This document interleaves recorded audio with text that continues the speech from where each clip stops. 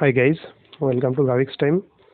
আজকে আপনাদের দেখাবো কীভাবে ফটোশপের মাধ্যমে খুব সহজেই ছবির ব্যাকগ্রাউন্ড পরিবর্তন করা যায়। ছবি এডিট করার ক্ষেত্রে সবচেয়ে গুরুত্বপূর্ণ কাজটি হচ্ছে ব্যাকগ্রাউন্ড পরিবর্তন করা।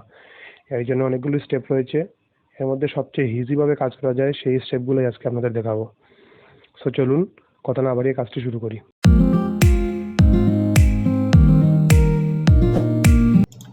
বন্ধুরা, প্রথমেই ফটোশপ সিসি সফটওয়্যারটি ওপেন করে নিতে হবে। সো আমি এখানে আগে থেকে ওপেন করে রাখছিলাম, আমার আর ওপেন করতে হচ্ছে না, আমি সরাসরি ঢুকে গেলাম। তো আমাদের যে কাজটি করতে হবে, আমরা ফাইলে গিয়ে আমরা যে ছবিতে কাজ করব, ফাইলে গিয়ে ওপেনে ক্লিক করে সেই ছবিটি ওপেন করে নিব। সো আমি এখানে আগে থেকে কিছু ছবি সিলেক্ট করে রাখছিলাম, ছবিটি ওপেন করে নিলাম। এটি হচ্ছে একটি এক কালার ব্যাকগ্রাউন্ড ছবি। আমরা প্রথমে যে কাজটি করব সেই টুলসটি হচ্ছে ম্যাজিক টুলস। ম্যাজিক টুলসের মাধ্যমে এক কালার টাইপের ব্যাকগ্রাউন্ড আছে, এরকম ছবি ব্যাকগ্রাউন্ড খুব ইজিভাবে চেঞ্জ বা রিমুভ করা যায়। সো আমরা এখান থেকে ম্যাজিক টুলসটি সিলেক্ট করে নিলাম। ম্যাজিক টুলসটি সিলেক্ট করার পর জাস্ট ছবির ব্যাকগ্রাউন্ডে সাদা অংশ বা অন্য যে কোনো কালার এর উপরে আমরা জাস্ট এটি ক্লিক করব। ক্লিক করলেই দেখুন ছবিটি খুব ইজিভাবেই সিলেক্ট হয়ে গেছে। এখন আমরা ছবির চারপাশটি স্মুথ করার জন্য আমরা রাইট বাটন ক্লিক করে ফেদার অপশনে গিয়ে জাস্ট ছবি অনুযায়ী 1.5 বা 2 দিয়ে ওকে প্রেস করব। ছবির চারপাশটি স্মুথ হয়ে যাবে। এখন আপনি চাইলেই এখানে এই ছবির ব্যাকগ্রাউন্ডে যে কোনো ধরনের কালার সেট করতে পারেন। সো আপনি কালার টুলসে গিয়ে যে কোনো একটি কালার সিলেক্ট করে জাস্ট অল্ট্রা প্লাস ব্যাক স্পেস চাপলেই আপনার কালারটি সেট হয়ে যাবে। এখন আপনি চাইলে এখান থেকে যে কোনো কালার সেট করতে পারেন। এখন আপনি যদি চান এই ছবির ব্যাকগ্রাউন্ডে অন্য একটি প্রাকৃতিক বা যে কোনো ধরনের কালার সেট করতেন, তাহলে সেটাও পারবেন।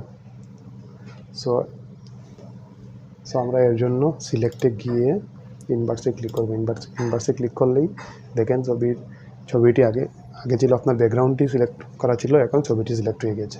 সো আমরা এখানে যে ব্যাকগ্রাউন্ডটি সেট করব, সো ওপেনে গিয়ে সেই ব্যাকগ্রাউন্ডটি আগে ওপেন করে নিব। আমি এখানে আগে থেকে একটি সিলেক্ট করে রাখছিলাম, সেই ব্যাকগ্রাউন্ডটি ওপেন করছি। সো এখান থেকে এই ছবিটি আমরা জাস্ট টেনে নিয়ে ওই ছবিতে ওই ব্যাকগ্রাউন্ডে বসাই দিব। সো এই ব্যাকগ্রাউন্ডের সাথে ছবিটি ম্যাচ করার জন্য আমরা Ctrl+3 চেপে জাস্ট টেনে ছবিটি ছোটো বড়ো করতে পারি। দেখেন ছবিটি খুব সুন্দর ইজিভাবে ব্যাকগ্রাউন্ডের সাথে ম্যাচ হয়ে গিয়েছে। সো বন্ধুরা, এই হচ্ছে ম্যাজিক টুলসের কাজ।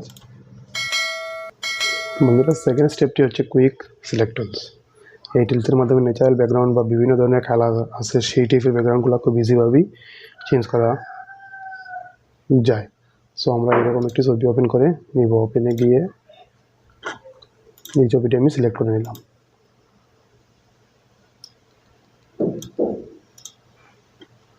সো আমরা কুইক সিলেক্ট টুলসটি সিলেক্ট করে নিলাম। সো আগের মতোই ব্যাকগ্রাউন্ডে জাস্ট ছবি ব্যাকগ্রাউন্ডে ক্লিক করব। ক্লিক করার পর লেফট বাটনে চেপে ধরে মুভ করবো। দেখুন খুব ইজিভাবেই ব্যাকগ্রাউন্ডটি সিলেক্ট হয়ে গেছে।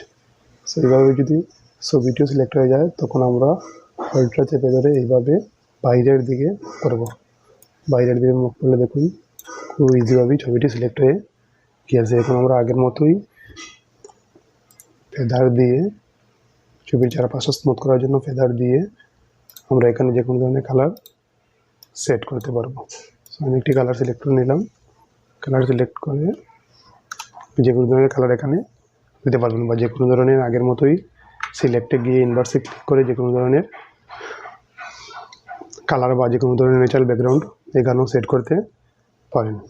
সো বন্ধুরা, এই হচ্ছে কুইক সিলেক্ট টুলসের কাজ। সো এভাবেই আপনারা যে কোনো ধরনের ছবি খুব ইজিভাবেই ব্যাকগ্রাউন্ড চেঞ্জ বা রিমুভ করতে পারবেন।